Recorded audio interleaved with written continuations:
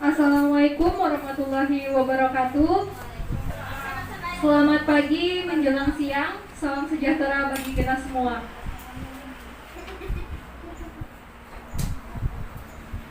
Baiklah, terima kasih sudah berkenan hadir dalam rangka audit internal pada pagi hari ini.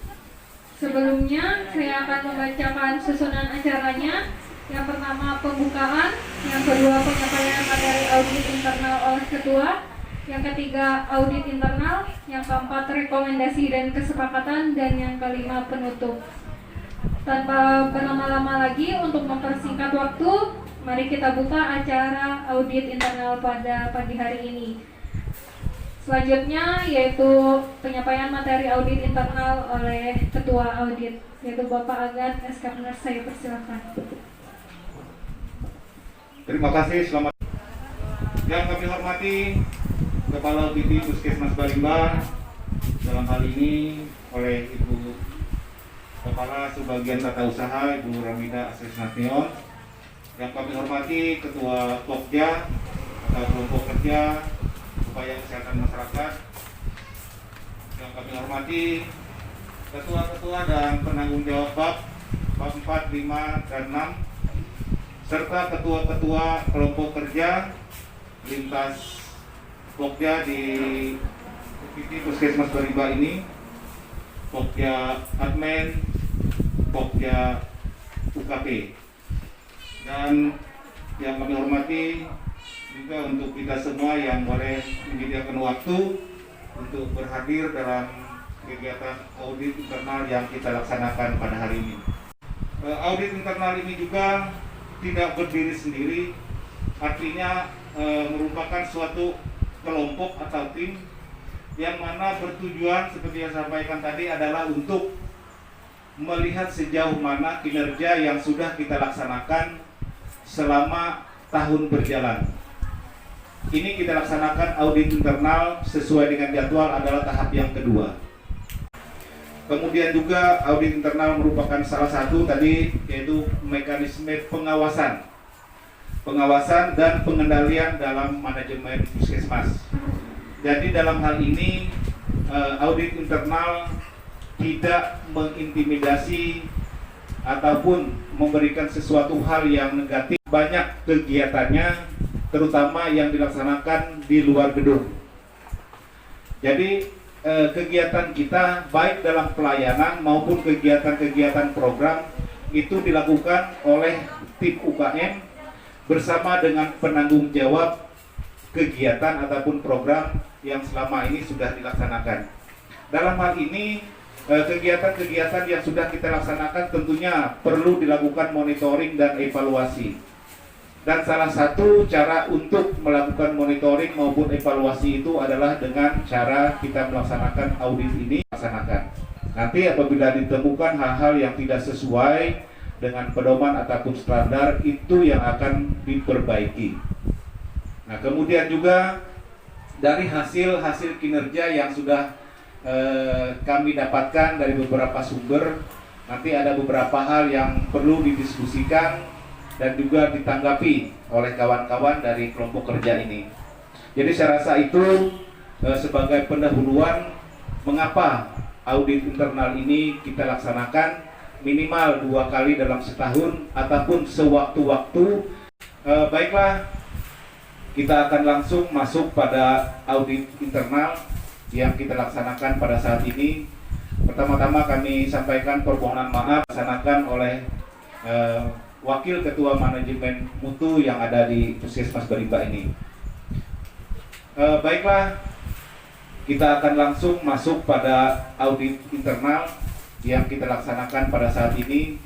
Pertama-tama kami sampaikan permohonan maaf apabila dalam kami memberikan beberapa pertanyaan maupun pandangan nanti tidak sesuai dengan apa yang kita harapkan. Itu merupakan suatu kekurangan dari kami, bukan disengaja ataupun kami lakukan dengan di luar daripada kemampuan kami, tetapi artinya kita sama-sama untuk memperbaiki apa yang ingin kita perbaiki demi untuk pelayanan yang paripurna untuk masyarakat kita, terutama di atau yang terkhusus adalah di Kecamatan Kapuas Selir ini. Saya tidak akan mengaudit bab per bab, tetapi secara umum nanti mungkin karena ini kegiatannya adalah kegiatan program, jadi saya ingin hanya menyampaikan ataupun menanyakan alur daripada kegiatan-kegiatan yang sudah kita laksanakan dalam rentang tahun berjalan ini. Yang pertama, seperti yang saya sudah sarankan di WA Group, ada instrumen yang kami tanyakan antara lain adalah dalam suatu program kegiatan itu tentunya sebelum kita melaksanakan itu ada dibuat dalam suatu perencanaan. Nah, apakah perencanaan program yang dimaksud baik itu yang esensial pengembangan maupun program-program yang memang dapat dari Dinas Kesehatan maupun dari Kemenkes langsung, apakah rencana itu sudah ada dibuat, kemudian apakah rencana tersebut sudah tersusun. Jadi itu yang pertama yang ingin kami lihat dulu, karena terus terang tidak mungkin kita melakukan suatu kegiatan itu tanpa perencanaan. Sekecil apapun kegiatan itu tentunya ada perencanaan. Bagaimana perencanaan itu dibuat oleh kelompok kerja ini, kemudian kalau sudah ada perencanaannya disusun seperti apa? Apakah ini sudah termuat dalam dokumen yang mungkin di dalam bab-bab itu ada ditanyakan untuk kelengkapan daripada dokumen itu. Kami persilakan untuk menyampaikan kepada kami secara singkat. Kalau memang ada, boleh diperlihatkan kepada kami dan nanti kita diskusikan di akhir seperti apa yang disesuaikan dengan standar ataupun pedoman yang sudah disusun oleh kelompok kerja ini. Terima kasih.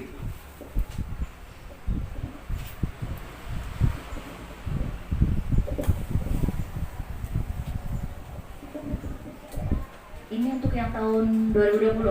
Kalau RUK dan RPK tahun 2020 kita baru aja terima, sudah ada di tangan kita. Dan untuk selanjutnya mungkin per program yang akan lebih mengetahui apakah kegiatan-kegiatan mereka itu masuk dalam RUK dan RPK yang di tahun 2020. Untuk RUK dan RPK-nya sudah ada dengan kita.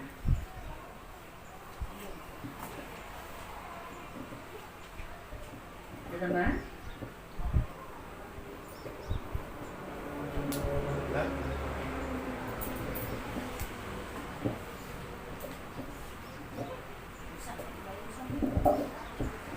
Ya, baik. Apa yang dimaksud dengan perencanaan itu adalah sesuatu yang dibuat, baik itu yang berbentuk lisan maupun dalam bentuk tertulis. Kita berbicara dalam suatu hal yang tertulis, antara lain adalah rencana atau RUK, rencana usulan kegiatan. Rencana usulan kegiatan adalah rencana beberapa kegiatan yang akan kita laksanakan nantinya, itu ya. Jadi di sana sudah terlihat jelas apabila kita melihat di RUK. Di sana akan terlihat yang pertama adalah kegiatan. Dari kegiatan itu tujuan dilaksanakan kegiatan itu apa bisa dilihat sendiri. Nah, ini yang ingin kami minta kelengkapannya nanti. Dari masing-masing itu diubah menjadi rencana kegiatan programnya tersendiri. Contoh KIA. Dalam RUK ada berapa kegiatan KIA yang dilaksanakan? Dibuatlah di sana. Misalnya dalam kegiatan KIA kita melihat ada kelas ibu hamil. Contoh, kelas ibu hamil dilaksanakan di beberapa tempat, direncanakan seperti itu. Berapa kali dalam setahun? Berapa orang yang berangkat? Berapa alokasi dana yang dipergunakan? Seperti inilah yang dikatakan atau dimaksud daripada rencana ini. Nah, yang menjadi pertanyaan tadi, karena itu sudah ada, apakah sudah ada disusun seperti itu? Karena mungkin di dalam elemen-elemen penilaian nanti akan diminta seperti itu. Ya, singkatnya seperti itu. Karena kita berbicara untuk reakreditasi ini adalah dokumen yang nyata. Setelah kita misalnya membuat program kerja, kemudian setelah rencana itu kita buat, kita sosialisasikan dengan penanggung jawab kegiatan maupun lintas program kita, siapa yang berangkat, kemudian adakah penyusulan jadwal dan seterusnya. adakah sosialisasi kegiatan itu dilaksanakan seperti apa. Jadi jangan nanti misalnya dibuat jadwal satu nama Agat melaksanakan kegiatan kelas ibu hamil, tetapi kegiatannya sendiri tidak disosialisasikan kepada saya tidak akan tahu apa yang saya laksanakan pada saat kegiatan itu dilaksanakan. Jadi itu nanti yang dilihat. Nah setelah itu nanti ini akan terlihat dalam PDCA-nya. PDCA-nya nanti akan dimonitoring apakah kegiatan itu benar dilaksanakan pada tanggal yang sudah direncanakan. Nanti dia akan berkelanjutan. Apabila ada terjadi perubahan, sudahkah perubahan ini disampaikan kepada sasaran dan seterusnya? Kemudian apakah berganti tempat dan seterusnya, sudahkah disampaikan dan seterusnya? Kemudian petugasnya, apakah petugas yang sudah dijadwalkan berangkat semua atau tidak? Nanti itu akan dievaluasi. Nanti di bab-bab itu pasti ada yang seperti itu. Kemudian hasilnya daripada perencanaan kita sudah tahu target untuk kelas ibu hamil dalam satu desa ada berapa. Ternyata dari target yang 2 misalnya kita hanya dapat 1, berarti ada kemunduran, berarti kinerja kita kurang. Sedangkan apa yang kita rencanakan itu sudah meminta 2, tetapi dalam pelaksanaannya hanya 1. Nah ini evaluasi lagi, kenapa ini bisa terjadi. Dan kalaupun memang itu ingin ditingkatkan, apa upaya kita lakukan lagi perencanaan selanjutnya, kemudian langsung di-action dan dievaluasi kembali.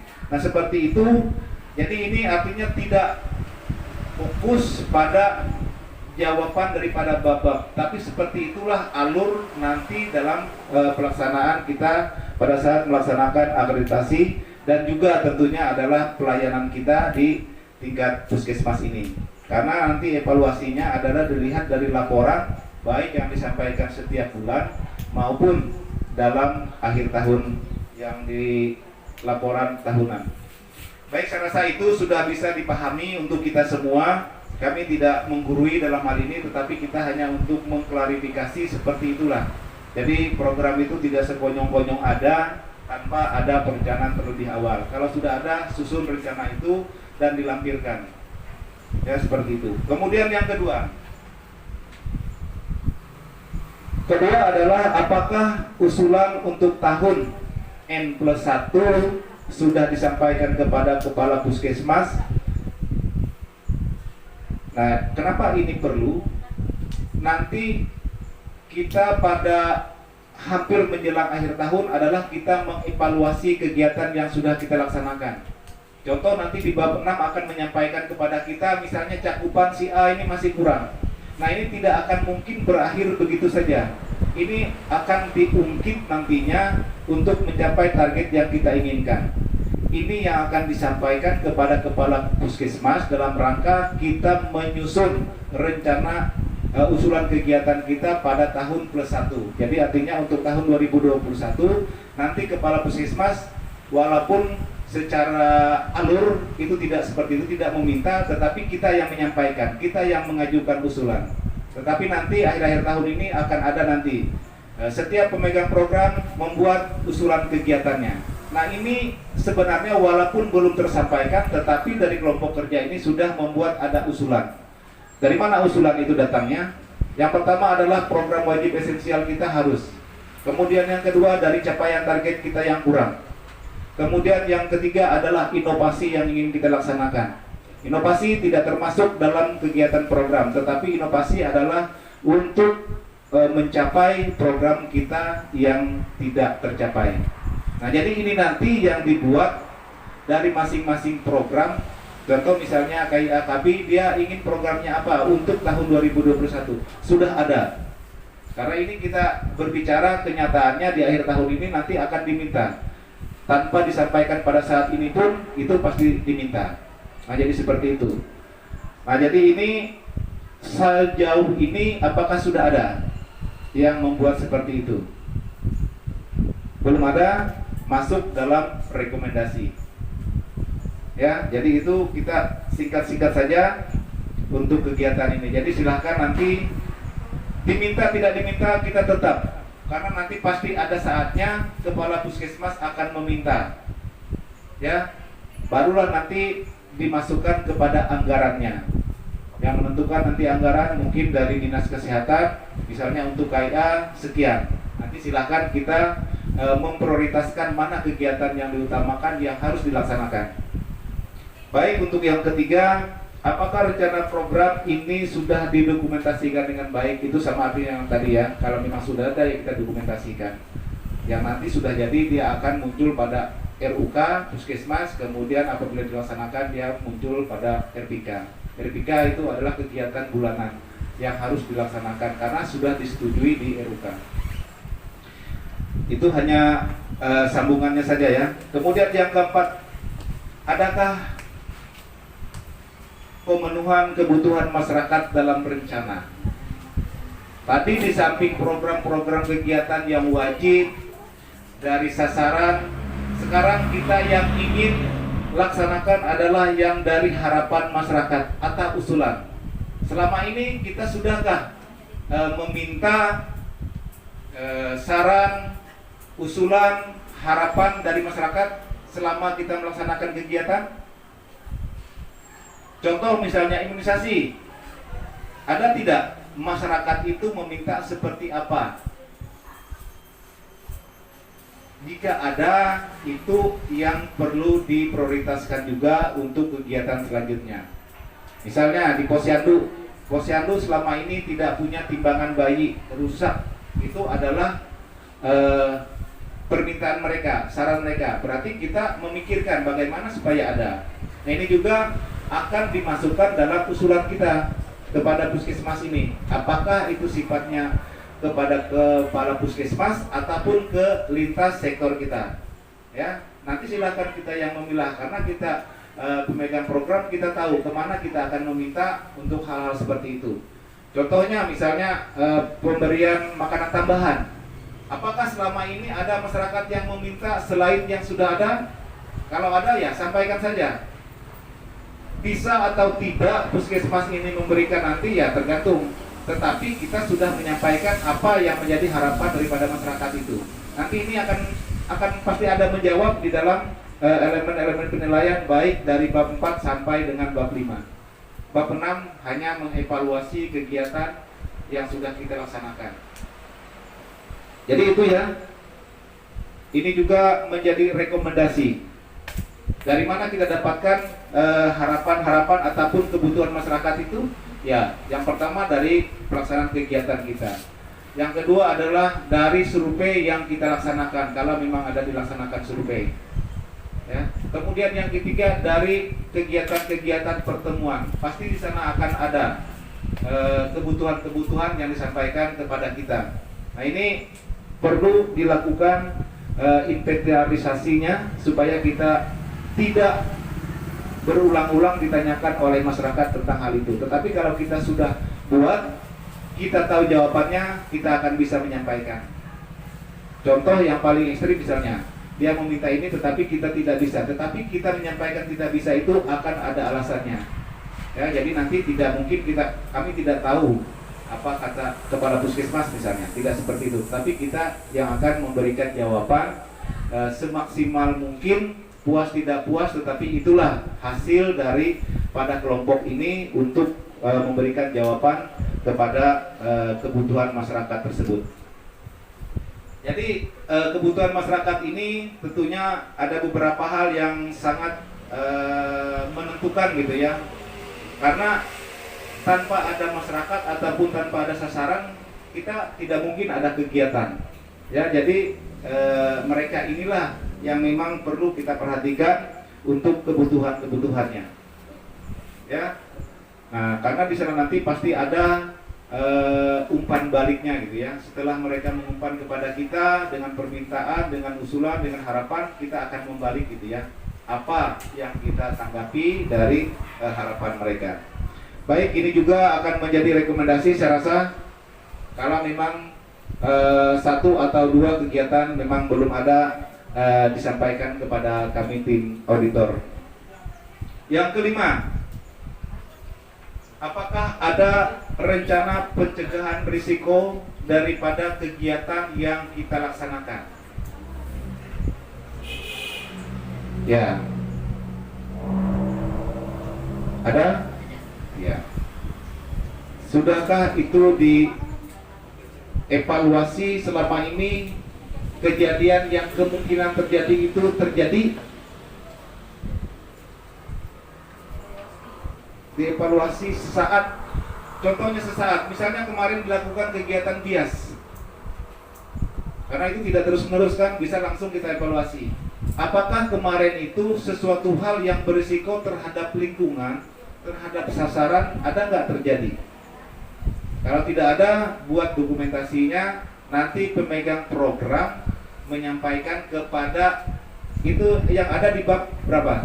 Bab 6, bab 5. Nah, berarti silakan nanti diminta kepada pemegang program.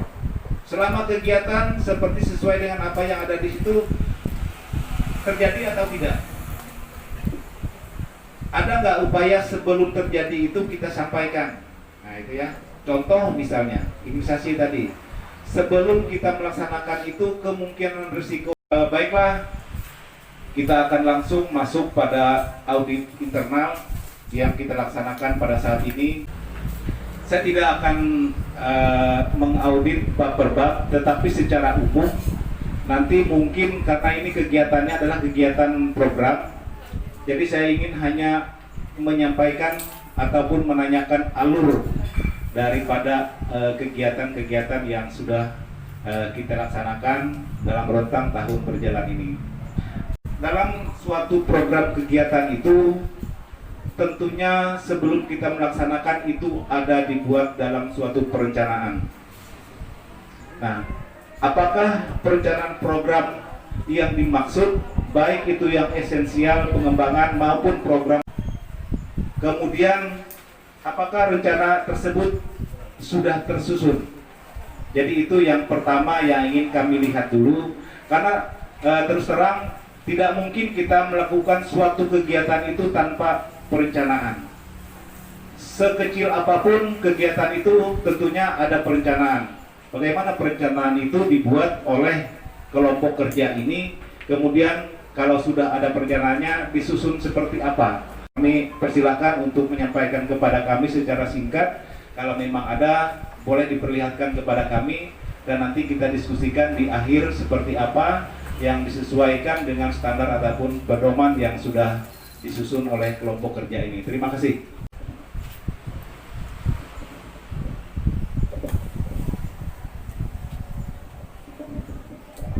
Ini untuk yang tahun 2020. Kalau RUK dan RPK tahun 2020 kita baru aja terima, sudah ada di tangan kita.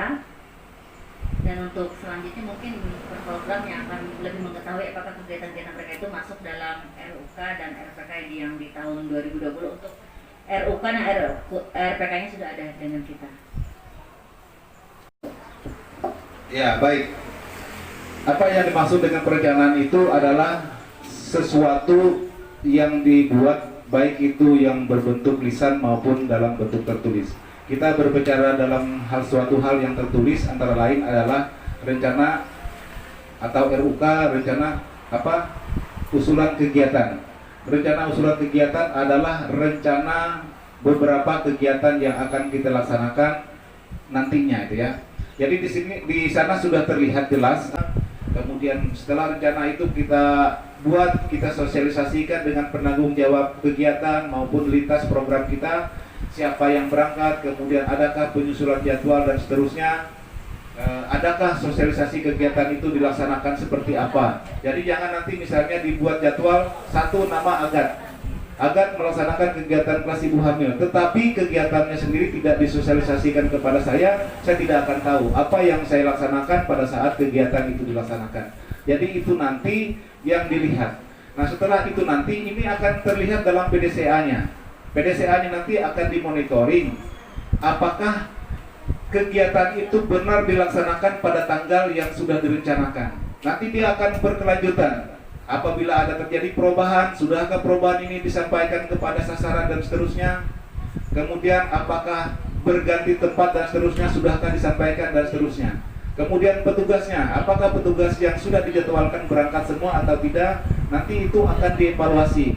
Nanti di bab-bab itu pasti ada yang seperti itu. Kemudian hasilnya daripada perencanaan kita sudah tahu. Target untuk kelas ibu hamil dalam satu desa ada berapa? ternyata dari target yang 2 misalnya kita hanya dapat 1, berarti ada kemunduran, berarti kinerja kita kurang. Sedangkan apa yang kita rencanakan itu sudah meminta 2, tetapi dalam pelaksanaannya hanya 1.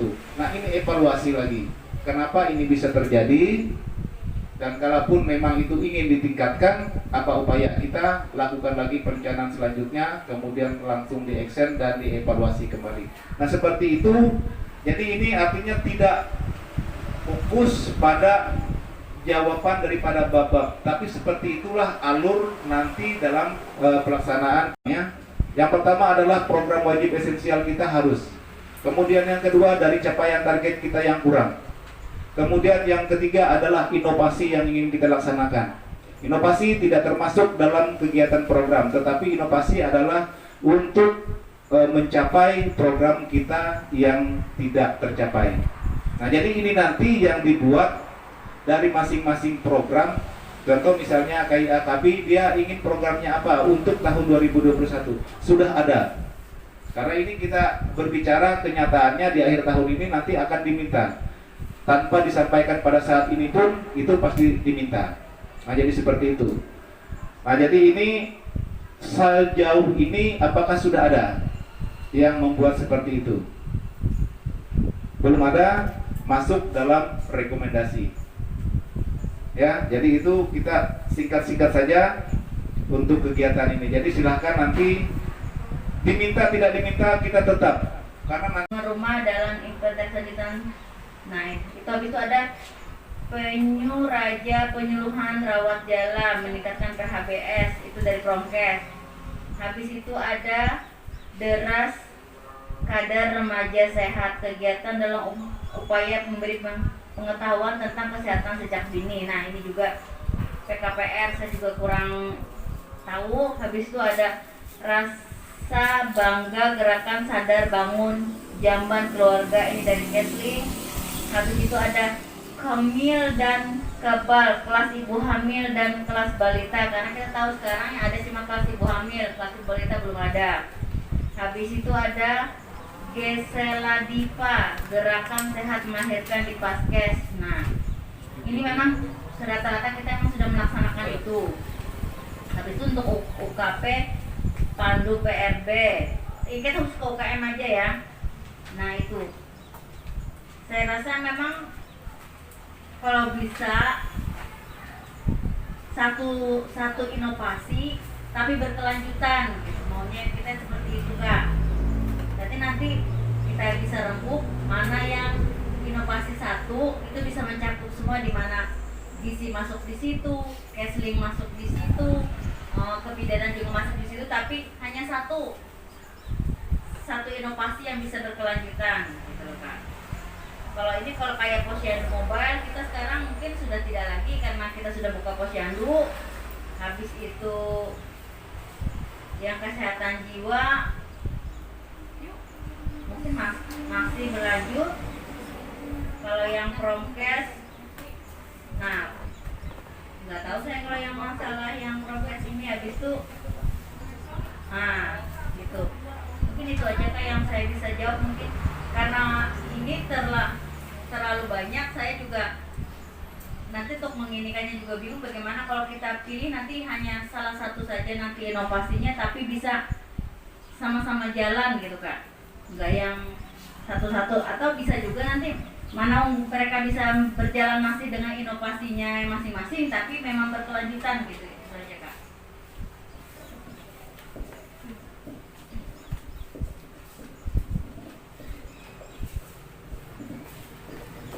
Ya, baik.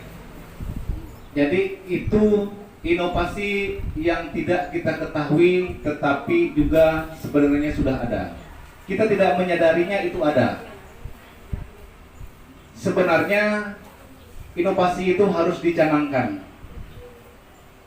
Yang pertama kita harus sosialisasikan kepada kelompok kerja, yang kedua kepada pelaksana, kemudian yang ketiga adalah kepada sasaran kita. Inovasi tidak harus bertahan sepanjang masa. Ya, jangan kita berpikir inovasi itu bertahan sepanjang masa. Contoh, mobile imunisasi, karena pandemi cakupan imunisasi kita menurun. Kita harus punya ide bagaimana nih caranya supaya dia normal seperti tidak pandemi kemarin. Diluncurlah kegiatan sweeping. Kalau sweeping bukan imunisasi, bukan inovasi, hal biasa. Tetapi buatlah namanya kita seperti apa? Muncullah dia mobile imunisasi, mobile posyandu. Caranya pun kita punya sendiri, tidak ada penimbangan di posyandu, tetapi kita mampu melaksanakan misalnya penimbangan di rumah-rumah. Itu inovasi, karena itu melakukan suatu pemikiran oleh kita, mengingat capaian posyandu ataupun imunisasi kita kurang karena adanya pandemi. Maka muncullah ide kita, bagaimana nih caranya? Sedangkan kabupaten menuntut harus IDL 100% misalnya seperti itu. Kita berpikir, jangan kita hanya diam saja. Muncullah kemarin sweeping namanya, jangan sweeping, malu kita. Sweeping terus itu ya. Tetapi buatlah namanya yang seperti apa sehingga tidak dipunyai oleh orang lain. Kita yang dulu walaupun ada sama, tetapi metode dan tempat kita berbeda. Nah, ini buat dokumentasinya. Dokumentasi bukan foto saja, tetapi mulai dari perencanaan ada latar belakangnya. Satu tadi latar belakang, berdasarkan hasil dari laporan imunisasi bahwa Puskesmas Barimba selama pandemi dari bulan Maret capaian IDL kurang. Maka kami dari tim imunisasi ataupun posyandu melaksanakan satu gerakan dengan cara kunjungan rumah yang dinamai dengan mobile posyandu. Kegiatan ini dilaksanakan oleh tim ini, cara kerjanya diceritakan seperti ini, dan hasilnya yang dulu 10 sekarang menjadi 20. Berarti ada capaian, ada perubahan. Itu namanya inovasi. Ya. Silakan. Jadi inovasi ini tidak bisa sebenarnya digabung untuk semua program karena tujuannya berbeda, yang ingin dicapai juga berbeda. Contoh yang kedua, gangguan jiwa, sampati dari bahasa Banjar yang disingkat menjadi sambang. Sambang artinya kita berkunjung ke rumah, kita mendatangi, bukan gangguan jiwanya yang datang kepada kita. Kemudian kenapa kita menyambangi orang tersebut? Karena kita mempunyai simpati. Karena mereka gangguan jiwa adalah sama seperti kita, hanya saja mereka duluan gitu ya. Kita juga gangguan jiwa, ya. Karena banyak sekali permasalahan sekarang ini. Kemudian di samping itu kita simpati, ya jangan hanya sampai simpati saja, tetapi kita harus mengobatinya. Bagaimana cara mengobatinya? Walaupun kita bukan seorang dokter, tetapi kita bisa mengobati dengan cara apa? Lakukan pendekatan dengan keluarga. Bagaimana pengobatan di luar dari obat? Seperti apa? Nah seperti itu. Tapi ini, inovasi ini jangan hanya dokumentasi gambar saja. Orang tidak akan tahu. Tetapi buatlah alur ceritanya, latar belakang, sehingga muncullah kegiatan inovasi ini seperti apa. Dikarenakan di Kapuas Hilir penderita gangguan jiwa dari tahun ke tahun meningkat. Adanya penelantaran, mereka dibuat keluyuran, tidak pakai celana, tidak pakai baju dan seterusnya. Nanti ditanyakan gangguan siapa itu? Gangguan jiwa dari mana? Barimba. Siapa petugas di Barimba? Bu Meli. Wah. Nah, jadi seperti itu ya. Nah ini hal sekecil apapun, satu kali pun kita laksanakan, kita buat inovasi. Terserah nanti evaluasinya seperti apa, keberhasilannya terserah. Tetapi ada dokumentasinya. Jangan jadi seperti itu. Di dalam dokumentasinya seperti tadi saya katakan dari latar belakang, petugas siapa yang melaksanakan, sasarannya siapa saja, berada di mana dia, kapan kita melakukan kunjungan, siapa-siapa orang yang melaksanakan kunjungan, apa tugas-tugasnya, kemudian pendanaannya dari mana. Baru kita lihat capaiannya. Kunjungan kepada ODGJ Tuan A kami kunjungi selama tahun 2020 ada 2 kali. Keadaan awal dia tidak bisa bersosialisasi, sekarang sudah apa? Walaupun sedikit perkembangannya, tetapi itu adalah upaya kita, inovasi kita. Orang lain tidak ada. Walaupun ada, namanya beda, cara kerjanya beda, dan seterusnya. Dan seterusnya. Saya tidak akan menyampaikan inovasi itu seperti apa. Itu adalah pemikiran saya. Silahkan nanti mau diganti apa boleh. Saya tidak melihat ya seperti itu. Kelas ibu hamil, tidak semua puskesmas bisa melaksanakan kelas ibu hamil karena terkendala mungkin warganya tidak menyadari, petugasnya kurang dan seterusnya. Tetapi kita dengan keterbatasan kita mampu. Tetapi buatlah di sana. Ada nggak manfaat dari kelas ibu hamil? Nanti kalau kita mau kelas balita, boleh. Karena di PSPK itu banyak sekali indikatornya. 12. Dari KIA, gizi sampai ke perilaku bahkan ke counseling. Nah di sana kita akan bekerja. Jadi selama ini inovasi kita itu sebenarnya banyak, tetapi kita tidak tahu bahwa itu adalah sesuatu kegiatan yang di luar daripada keinginan pemerintah, tetapi adalah dedikasi kita sendiri. Itu yang inovasi. Contoh, kita kunjungan memberi PNT aja, orang tidak mungkin memberikan kita sekonyong-konyong datang ke sana memberikan PNT. Ada nggak orang lain? Kita buat saja itu inovasi. Tapi cara kita menyampaikannya bahwa itu inovasi ya diceritakan dari latar belakang tadi. Ya. Dan itu dari hasil daripada semua kegiatan, baik itu yang dilakukan sebagai kunjungan sasaran ataupun kunjungan rumah itu harus disampaikan kepada pengentri data. Nanti di sana akan muncul kegiatan ataupun peran kita selama ini. Ya, di entry data itu semua tercakup dalam PSPK. Nanti IKS tidak akan naik, padahal kita sudah melaksanakan. Di sana ada indikator 8 misalnya gangguan jiwa. Selama ini karena kita hanya mengentry yang pada saat pendataan awal ya tidak akan berubah IKS-nya. Padahal sekarang dia sudah mendapatkan pengobatan secara teratur, tetapi kita masih dapat dia yang dulu. Tetap IKS-nya dia tidak sehat, tidak naik ke prasehat ataupun kesehat. Demikian juga gizi. Yang dulu misalnya tidak ada penimbangan sekarang mau karena ada mobile tadi. Tetapi tidak masuk dalam entry data, tidak ada tercatat.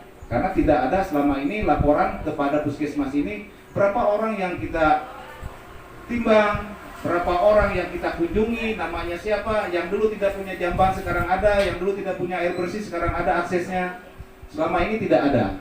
Nanti di akhir tahun baru ditanyakan, minta apa data ini, baru kita kelelahan gitu ya. Jadi hal-hal seperti ini selama ini ya kita utamakan adalah SPG kita, bagaimana melengkapinya. Padahal di SPG itu sudah ada di sana uraian kegiatan kita. Ambil saja dari sana. Kenapa kita bisa membuat uraian kegiatan kita, hasil daripada kegiatan kita di SPG, tetapi di dokumen kita tidak ada. Ya, seperti itu. Nanti untuk lebih mudahnya dalam akreditasi, karena kita bicara adalah akreditasi, nanti silahkan diambil kegiatan kita itu buat dalam dokumen itu. Apa yang diminta di sana? Saya tidak akan mengutak-atik apa yang diminta, tetapi kitalah mempelajari elemen itu mintanya apa. Dia minta mulai dari mana sampai dengan evaluasi dan monitoring. PDCA seperti itu. Tidak ada kita dalam reakreditasi ini membuat hal yang baru, tetapi yang ada kita hanya merevisi ataupun merubah. Kalau dulu misalnya kita kunjungan rumah tidak usah pakai masker, sekarang kita harus buat. Bagaimana? Nanti di sini PPE untuk UKM juga ada, tidak PPE yang untuk UKP saja yang ada. Nanti ada SOP untuk kunjungan rumah itu seperti apa? Yang sebenarnya seperti apa, apalagi kita sudah masuk pada era baru, harus. Jadi minimal kita menggunakan masker, jaga jarak dan seterusnya. Ini nanti akan dibuat kunjungan rumah orang dengan gangguan jiwa, kita menggunakan level berapa. Nanti ada tertulis sebenarnya di SOP. Itu hanya perubahan ataupun revisi, tidak mengurangi inti daripada SOP yang sudah kita buat sebelumnya. Nah seperti itu. Jadi itu ya. Silakan saja, kalau memang ada nanti yang dirasa itu sebagai inovasi dalam rangka kita meningkatkan capaian kita yang tidak pernah dilakukan oleh siapapun dan menghasilkan sesuatu hasil yang baik ataupun merayap hasilnya, tetapi ada perbaikan atau perubahan, itu masukkan saja ke dalam inovasi. Jangan terlalu muluk-muluk. Apakah bisa nanti dipilih salah satu Boleh. tiga saja di mana yang Iya. setelah kita tanya kepada pengen programnya mana yang memang mereka itu berlanjut bisa kita pilih. Boleh. Itu aja. Ya, contoh imunisasi kalau memang sekarang sudah berakhir kembali ke posyandu, ya sampaikan tidak dilaksanakan lagi karena sudah normal. Kita sudah di warna atau zona apa? Karena bisa sudah melaksanakan posyandu. Jadi tidak perlu lagi. Jadi itu adalah inovasi kita selama pandemi kemarin. Tidak diam saja, ya seperti itu. Oke, ini juga saya rasa menjadi rekomendasi bagi kita. Karena inovasi ini tidak yang dari puskesmas yang meminta, nanti juga dari surveyor juga ingin melihat gitu ya. Bahkan ini akan dikunjungi kalau memang dia merasa itu, oh baik ini langka, tidak pernah dilakukan oleh yang lain, tetapi dia melihat dulu dari dokumennya. Ingat, dari dokumen itu dibuat mulai dari latar belakangnya, atau bisa juga masuk dalam kerangka acuan kegiatan. KAK itu sudah menceritakan bagaimana kegiatan itu sebenarnya. Dari awal kita bergerak sampai dengan cara kita mengevaluasi, ya seperti itu. Setelah inovasi ada di pikiran kita, kita curahkan kepada tulisan kita. Setelah sudah ada tulisan, sampaikan kepada lintas program, sampaikan kepada lintas sektor. Ada nggak masukan tambahan dari mereka? Siapa tahu ada sanggahan dan seterusnya. Siapa tahu ada komplain dan seterusnya. Ini supaya nanti ada perbaikan-perbaikan yang harus kita buat. Ya, seperti itu. Mungkin saya hanya berbicara sendiri kalau memang dari kita mungkin lebih banyak mendengar saya dulu, karena memang terus terang audit ini tidak pernah kita yang laksanakan terbuka seperti ini. Yang dulu tim audit yang dibawahi oleh Rio, kita hanya membantu dalam membuat laporan saja, artinya sudah beres saja. Baik itu mulai perencanaan sampai dengan kegiatan auditnya, sampai dengan RTM, itu hanya dibuat di dalam komputer saja. Tidak pernah kita tahu alurnya seperti apa. Jadi ini mungkin kita sama-sama belajar sedikit ataupun kurangnya daripada audit ini seperti ini. Kita hanya ingin menegaskan seperti apa kegiatan yang sudah kita laksanakan, hasilnya seperti apa, apakah ada perbaikan ataupun malah terjadi penurunan. Yang selanjutnya, apakah tata nilai puskesmas ini, baik itu dari tujuan, sasaran kepada lintas program maupun lintas sektor, dan perannya sudah dicantumkan dalam kerangka acuan. Kerangka acuan kalau kemarin misalnya tidak ada di sana tata nilai kita, ya ada nggak yang berhubungan? Tata nilai kita apa? Admin, tata nilai kita apa?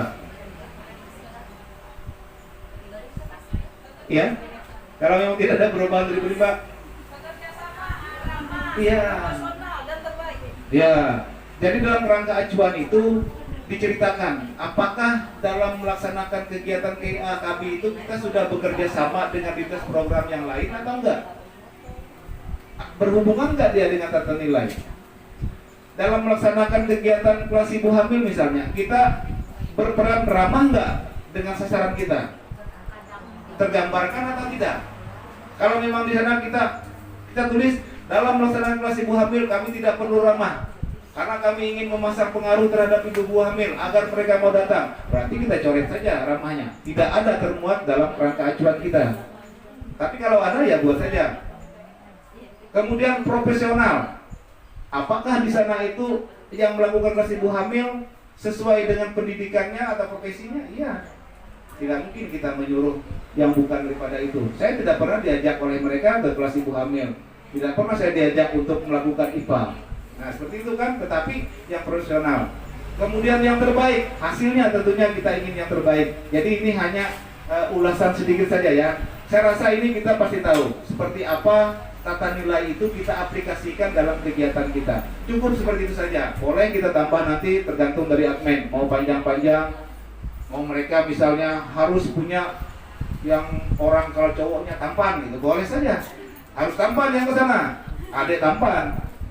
Ya, jadi kalau yang enggak usah ikut, walaupun profesi dia seperti itu, karena enggak masuk, boleh saja. Harus cantik. Nah, jadi itu ya. Baik, terima kasih. Kemudian kita masuk pada penggerakan dan pelaksanaan program. Itu tadi juga sebagai rekomendasi ya, karena ini nanti akan diminta gitu loh, bukan saya yang mintanya, bukan tim auditor, tetapi ya nanti kita sama-sama saja. Mudah-mudahan kita dapat nanti tanda petik yang enak gitu. Tidak datang, masuk kepada login bulanan. Jika tidak datang, keluhannya dia sakit, keluhannya tidak disetujui orang tuanya untuk imunisasi. Muncullah inovasi kita. Apa nih rencananya supaya mau dia datang lagi ke posyandu yang sebagai target kita dan seterusnya. Jadi kita bekerja seperti itu ya. Dalam membuat kata-kata memang mudah, tetapi dalam melaksanakannya susah. Itu pasti. Kecuali SPPD. Karena sudah ada format, tinggal ganti tanggal, ganti tempat, ganti nama, dan seterusnya. Jadi ini menjadi rekomendasi bagi kita. Tidak usah terlalu banyak membuat laporan, itu cukup seperti yang ada di laporan. Tetapi nanti ada evaluasinya di akhir. Kalau memang yang kita harapkan 2, ternyata 1, ada untuk bulan berikutnya cara yang akan kita laksanakan untuk mencari 2 tadi. Jadi jangan 1. Ini bukan nomor 1, nomor 2 ya. Nanti kita dibawa orang ke situ. Kemudian yang kedua, apakah sudah dilakukan penjadwalan untuk kegiatan? Ya, saya rasa ini ya kita yang tahu. Kalau ada, bagaimana cara membuat jadwal itu ya seperti biasa. Tetapi ini diminta. Kenapa jadwal ini diminta? Karena supaya sasaran dan masyarakat itu tahu kegiatan kita. Selama ini pernahkah kita mensosialisasikan jadwal kita kepada masyarakat? Sudah ada, ya. Iya. Contoh kemarin yang baru-baru yang masih hangat bias, mereka membuat jadwal.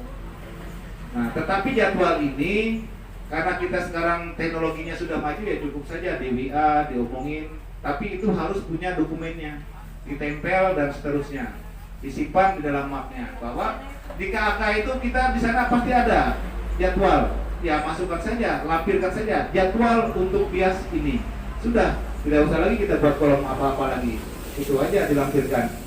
Ya, jadi tidak usah lagi Januari, Februari sampai Desember jadwalnya kolom-kolom seperti itu. Tetapi lampirkan saja itu sudah. Jadi kita tidak bekerja 2 kali. Inilah jadwalnya.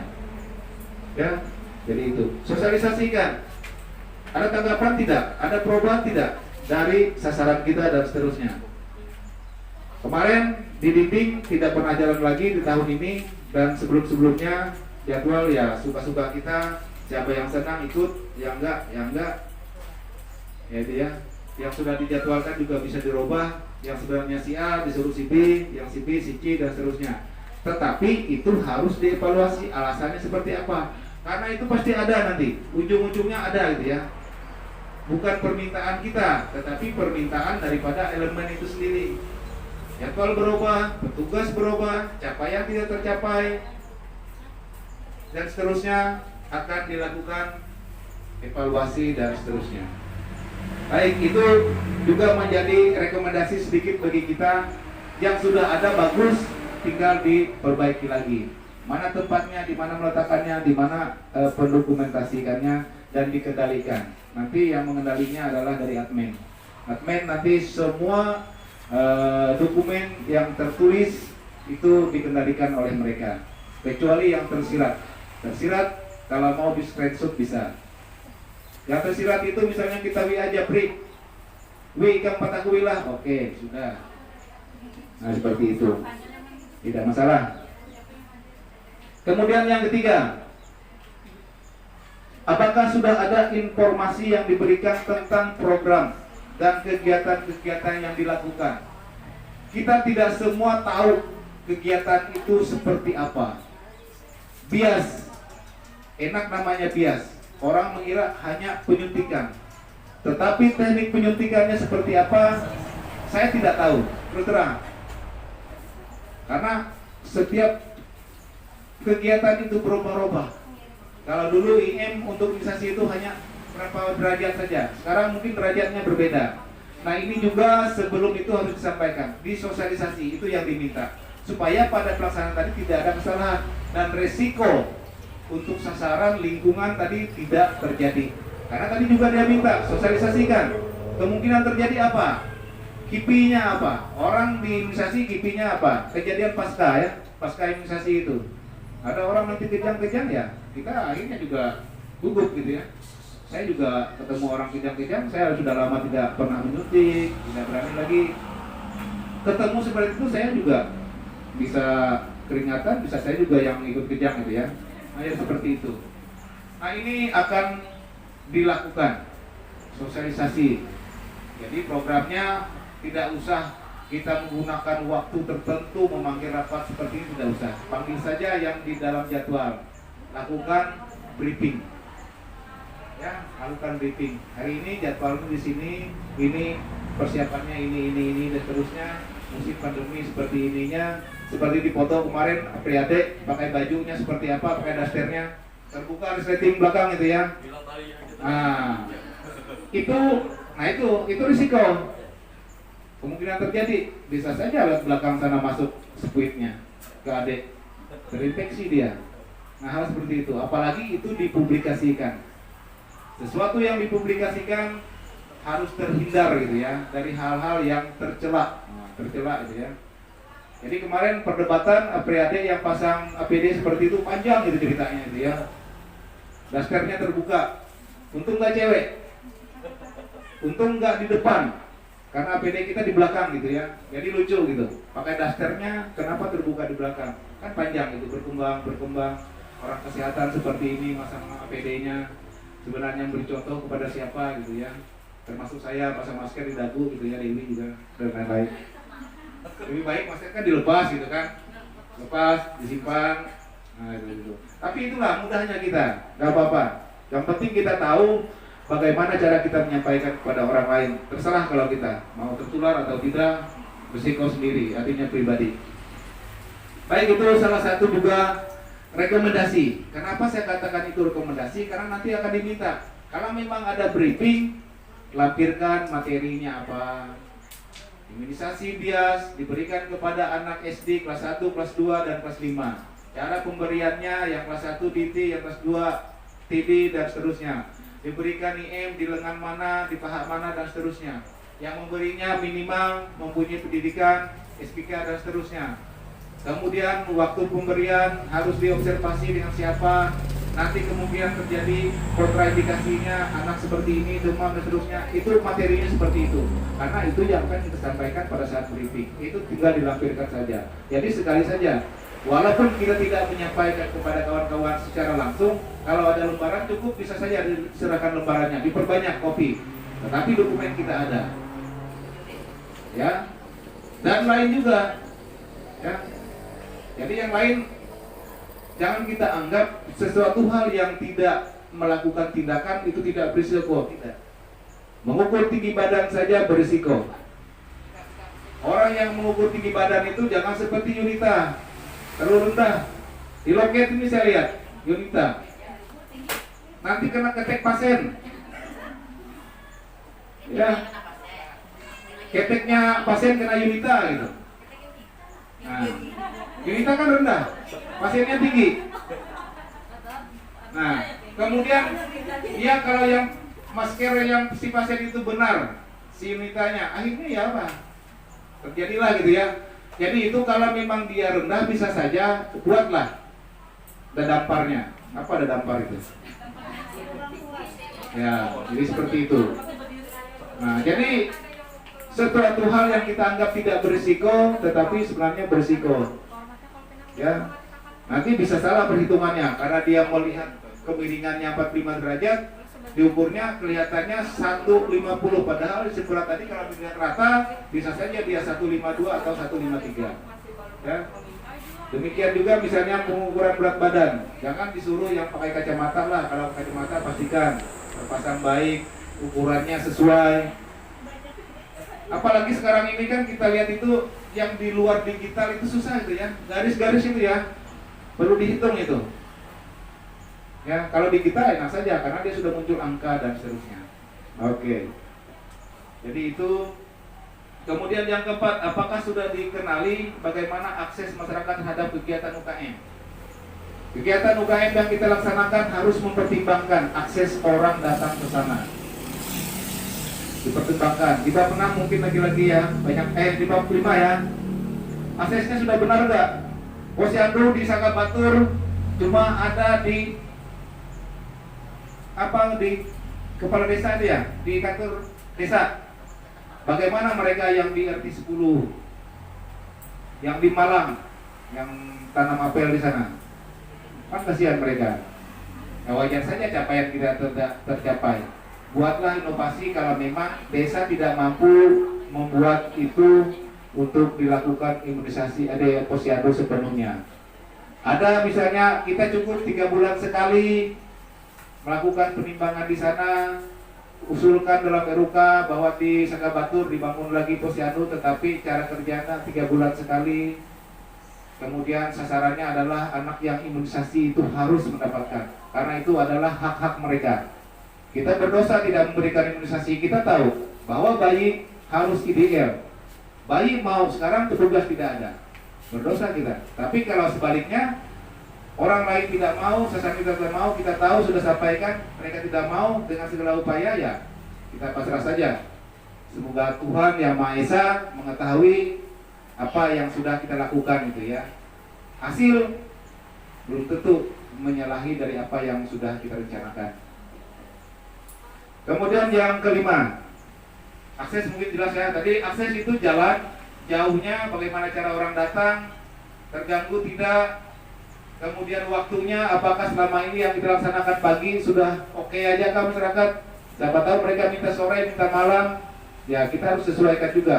Nanti dari masukan-masukan tadi juga kita akan dapat. Harapan-harapan dari masyarakat juga kita akan dapat. Yang kelima, apakah sudah disepakati penjadwalan kegiatan dengan masyarakat? Nah ini sama aja. Apa menyatu gitu ya dalam satu kesatuan. Jadwal, karena besok malam minggu saya ada rencana mau jalan-jalan, tidak jadi. Padahal masyarakat sudah mempersiapkan sasaran. Ada yang buat nasi goreng, ada yang buat opor ayam. Kita sekonyong-konyong membatalkan. Akhirnya mereka kecewa. Bulan selanjutnya mereka tidak akan datang, pasti. Tapi ini harus kita mendengarkan kedua belah pihak gitu ya. Jadi ini memang kenapa orang mengatakan ini? Kenapa ini ada di elemen penilaian? Karena ini adalah salah satu penyebab capaian kita tidak tercapai, target tidak tercapai. Kenapa orang itu risih? Kenapa orang itu tidak mau? Ya, karena petugas saja. Petugas lambat. Sering kita dengarkan, aduh, bidang diri itu cuma lambat dulu. Seperti itu kan? Bulan harian lusa ya kok.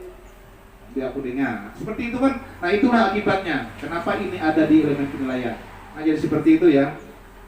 Rasa itu ini mungkin hanya pencerahan dan ini juga menjadi rekomendasi kepada kita karena tidak bisa dibuktikan. Orang ada buktinya. Kita penyampaian jadwal, ada jadwal di sana ditempelkan petugasnya siapa hari ini. Kemudian mungkin untuk bukti kita ada tanda tangan, baik itu dari kader ataupun tokoh-tokoh masyarakat di situ. Kita menggunakan masjid misalnya, ada nggak persetujuan dari mereka? Kita menggunakan gereja untuk kegiatan ini, ada nggak persetujuannya? Jadi itu artinya bahwa mereka sudah mengetahui dan menyepakati penjadwalan ataupun kegiatan yang kita laksanakan di suatu tempat tersebut. Kemudian yang keenam, apakah sudah ada identifikasi masalah pada saat akses? Ini selajur aja, yang tadi ya. Kalau ada masalah ya seperti tadi, jauh dan seterusnya, itu diapakan? Itu kita semua dari Pokja UKM itu sudah mahir-mahir semua. Untuk hal-hal ini kita buat saja, tidak ada masalah, oke. Ya, artinya di mana aja posyandu kami siap datang. Yang ketujuh, apakah ada media yang digunakan untuk menjaring dan merespon keluhan? Kuesionernya kah? Ya seperti itu didokumentasikan. Tidak semua satu kegiatan aja yang kita anggap ini capaiannya susah, masalahnya banyak. Kalau yang sudah bagus-bagus nggak usah aja dikasih kuesioner. Semua kegiatan yang kita monitoring yang banyak masalahnya saja, lakukan kuesionernya. Kenapa kira-kira mereka inilah karena mau datang di daerahnya, di kelurahan lain bagus-bagusnya, atau kenapa di tempatku ini tidak pernah uji? Buat survei dulu, tanyakan kemungkinan apa nih?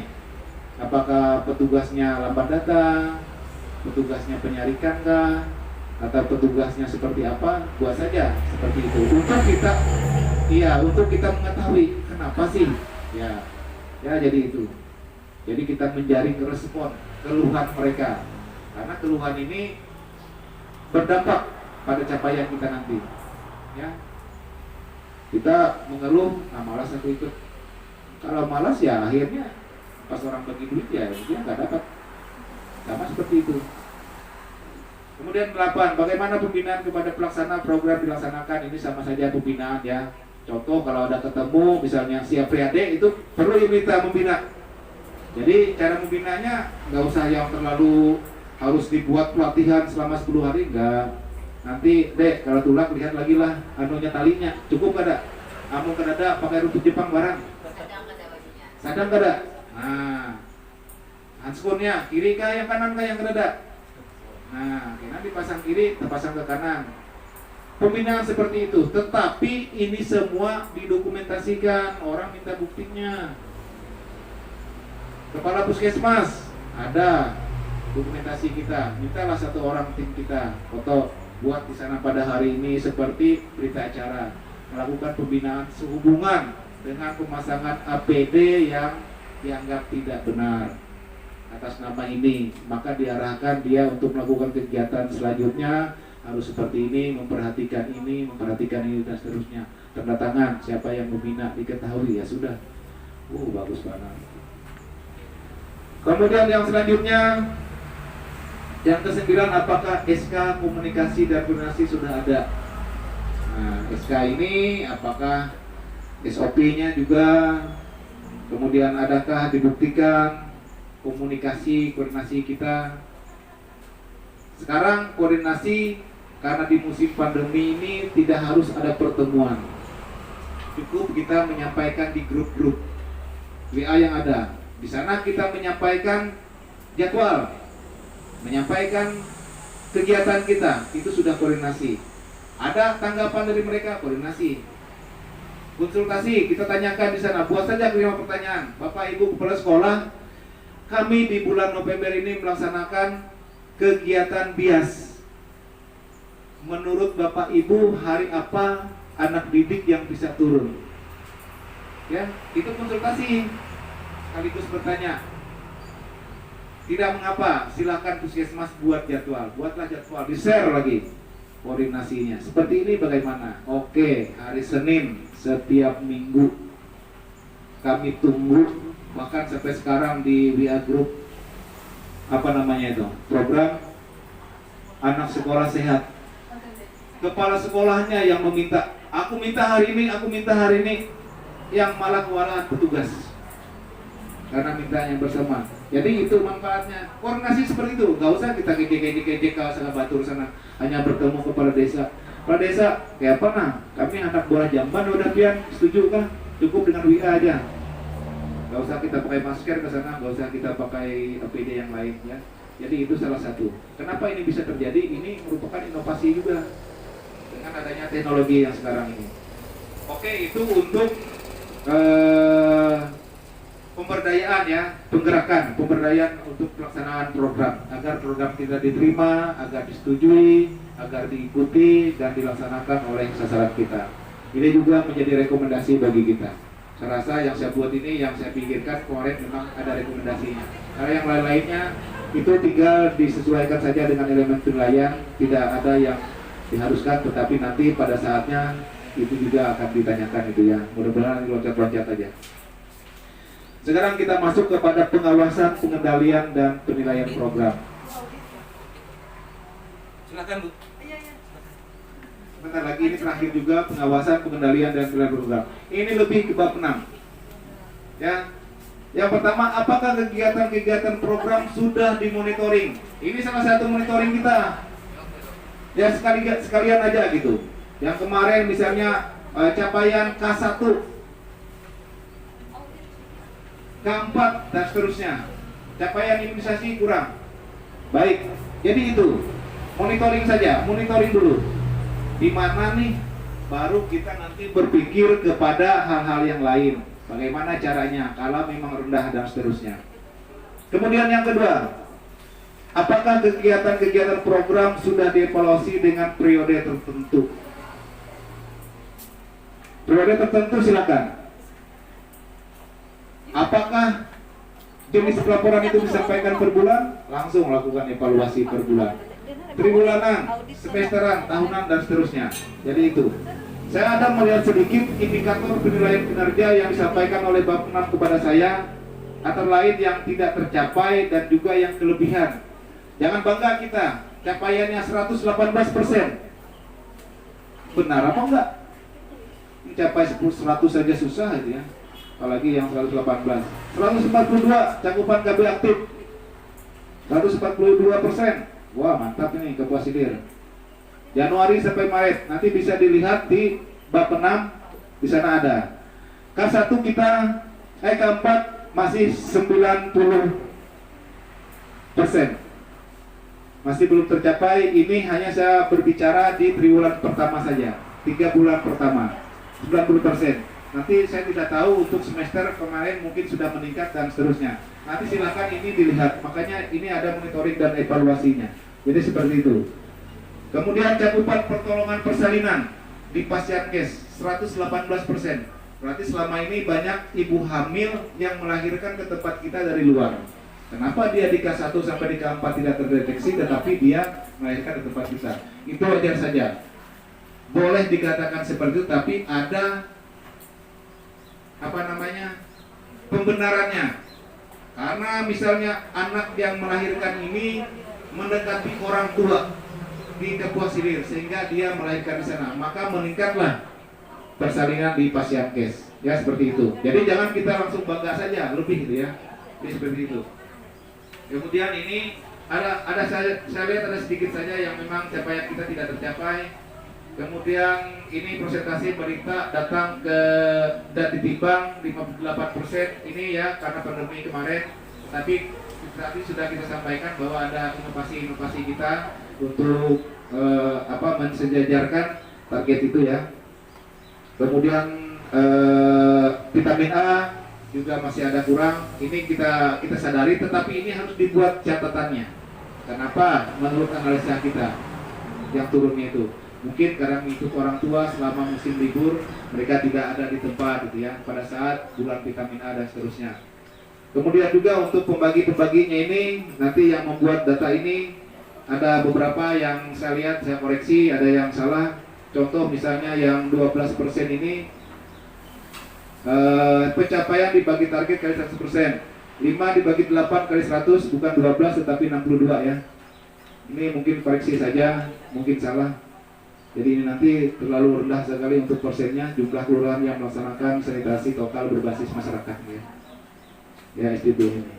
Jadi itu beberapa hal UKM dan mutu juga apabila ada salah kata dan kurang lebihnya kami minta maaf dan semoga melalui pertemuan kali ini dapat memberikan manfaat dan juga besar harapan semoga apa yang disampaikan dapat membantu jalannya persiapan reakreditasi PKN Berima menjadi lebih baik untuk mencapai paripurna. Terima kasih, selamat siang. Wassalamualaikum warahmatullahi wabarakatuh.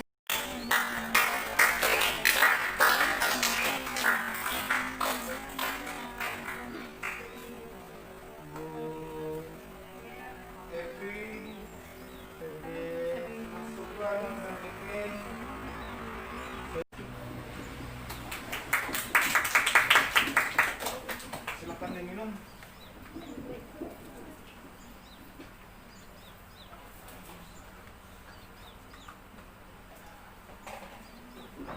Ya terima kasih. Jadi itu kita sudah mendengar bersama-sama secara umum ya untuk kegiatan audit internal ini secara khusus.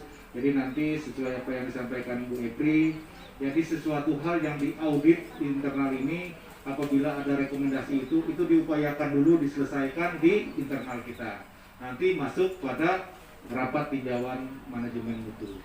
Nanti apabila ada rekomendasi-rekomendasi yang memang tidak dapat dipecahkan ataupun tidak bisa dilaksanakan oleh puskesmas, maka rekomendasi itu akan disampaikan ke eksternal. Nanti ketua manajemen mutu bersama-sama dengan kepala puskesmas yang akan menyampaikan rekomendasi itu supaya untuk ditindaklanjuti. Contoh, untuk yang tidak mungkin kita bisa laksanakan seperti di admin kemarin, kita tidak mungkin bisa membangun sebuah bangunan. Misalnya kita ingin merelokasi pustu yang ada di CASM, itu tidak mungkin kita bisa pecahkan secara internal. Maka muncullah rekomendasi itu ke eksternal. Bagaimana rekomendasinya? Mereka membuat surat usulan, baik dalam bentuk apa, apakah proposal dan sebagainya. Seperti itu ya. Kemudian yang kedua, misalnya dari ketenagaan. Selama ini ada teman kita yang sudah mendapat teguran beberapa kali, misalnya tidak pernah turun, puskesmas tidak bisa, internal kita tidak bisa menangani, maka itu sesuai dengan jalurnya atau prosedur itu harus direkomendasikan kepada kabupaten atau dinas kesehatan sebagai pengambil kebijakan gitu ya yang terakhir. Nah, jadi itu nanti ini kita upayakan dulu, audit internal ini kita internalkan dulu semaksimal mungkin sampai mungkin nanti ada deadline yang memang kita sepakati bersama, terutama nanti hasil ini akan kami serahkan kepada ketua manajemen mutu untuk menindaklanjuti dan seterusnya. Jadi seperti itu ya. Nah kemudian tadi juga yang disampaikan oleh Ibu Rabiatul itu benar ya. Kalaupun memang data seperti itu lebih, tetapi diceritakan. Kenapa? Saya memang ada masuk akal untuk yang kelahiran di Pasienkes. Mungkin saja, karena kita hanya ingin melihat capaian. Bisa saja orang yang hamil, dia datang ke wilayah kita, misalnya pas lagi dia berkunjung ke tempat orang tuanya dan ingin melahirkan di sini, gitu ya. Karena bidan-bidan kita tadi ramah, gitu ya, cantik, gitu ya, mereka senang di sini. Itu nggak apa-apa. Tapi hal-hal yang lain, yang itu perlu kita koreksi lagi kebenaran data kita itu. Jadi seperti itu. Ya kurang ya, itu memang menjadi tugas kita untuk kita tingkatkan, kita upgrade ya. Jadi saya rasa itu terima kasih Bu Elvi, Bu Rabiatul. Silahkan bagi kita semua membelah diri atau mau break dulu dan seterusnya silahkan disepakati dengan pendamping masing-masing. Terima kasih kembali untuk sekian kalinya datang ke puskesmas kami di Barimba ini. Selamat siang, salam Barigas. Barigas selalu. Silakan minum.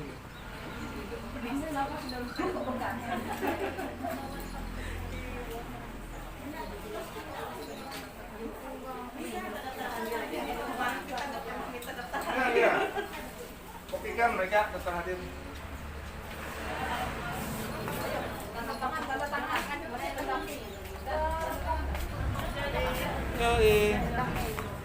Ya, ya.